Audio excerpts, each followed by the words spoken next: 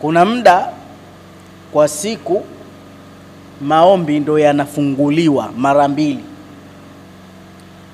Sawa alafu kwa wiki pia, alafu kwa mwaka. Yaumia kwa siku. Sawa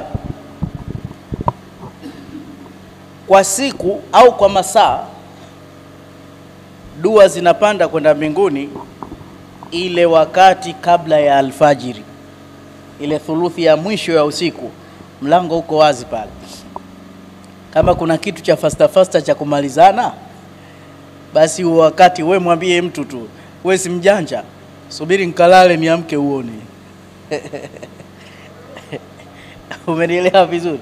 Ikifika saa 9 tu we macho kodo, unaenda kufanya vitu vyako. Wanasema mpaka kukicha asubuhi tuwe tushamalizana ule wakati ule.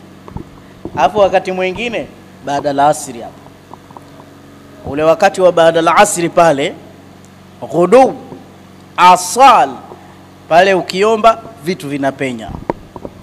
Na kwa wiki siku 2, hizi siku 2 ule mlango uko wazi anytime. Jumatatu na Alhamis. Jumatatu omba sana, Alhamisi omba sana. Hata hizi ibada za wiki nzima siku hizo ndo zinaenda. Leo ni lini? Shakwa Jumanne. Sasa sala yetu ya magharibi mpaka lini ujue? Alhamisi ndo Umeona vitu hivi? Sasa sio unaomba ovyo ovyo tu.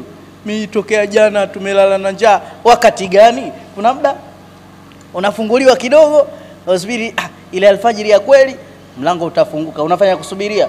Bwana, kuna dua yangu naomba ipitishwe hapa. Unasubiria ule muda. Na kwa mwaka Shaaban yote mlango ule, mwezi wa Shaaban ni mwezi mkubwa sana.